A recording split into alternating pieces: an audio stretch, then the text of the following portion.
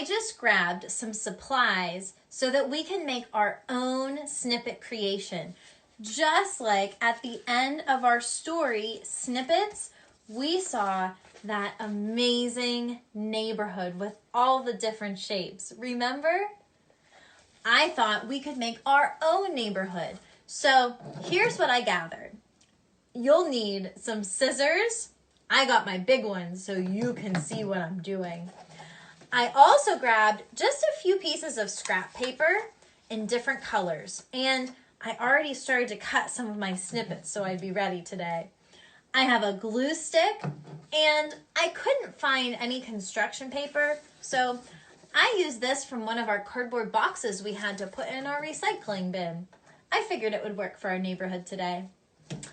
First, I'm going to start by cutting out a few shapes of snippets. So I'm going to take 2 or 3 pages at a time. I'm going to stack them together, and I'm just going to make a nice pile of shapes.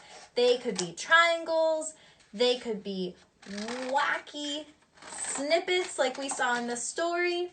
They could be rectangles, anything I feel like making. I'll just make a little pile.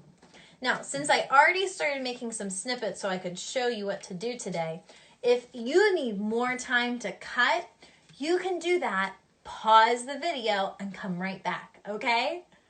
Great. Now that I have some random shape snippets, I could sort through them and kind of find the different things I want to use. I'm going to start with a few rectangles for houses, and I'm going to make it just like my own neighborhood here.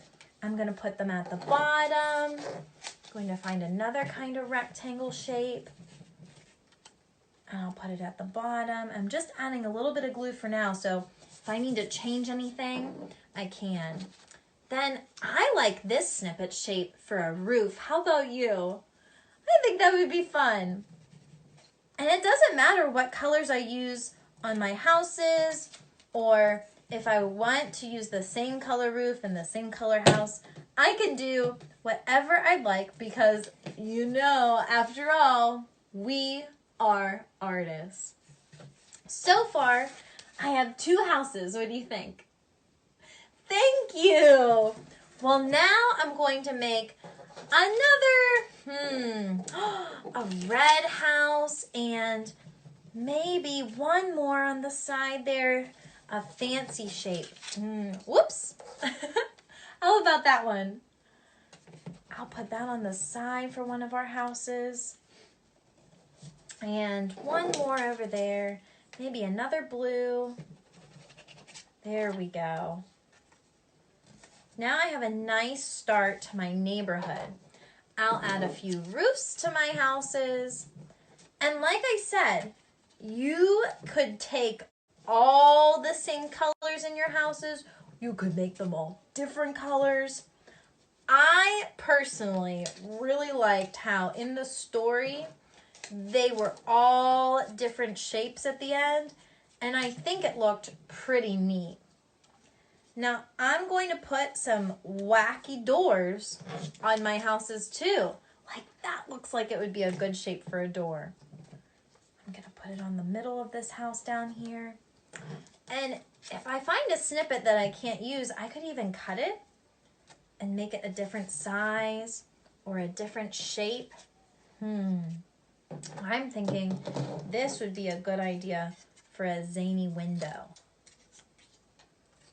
Cut those little pieces off. How about that? I'll put it on this house as a little zany window. And I really liked in the story how our author and illustrator, Diane Alber, she used almost like the letter T across the window. So I think I'm going to do that for one of my windows too. I'll take my yellow snippet here and I'll make 2 straight cuts. 1, 2, just skinny. And now I'll add a little glue to them and I'll put it on my window. 1,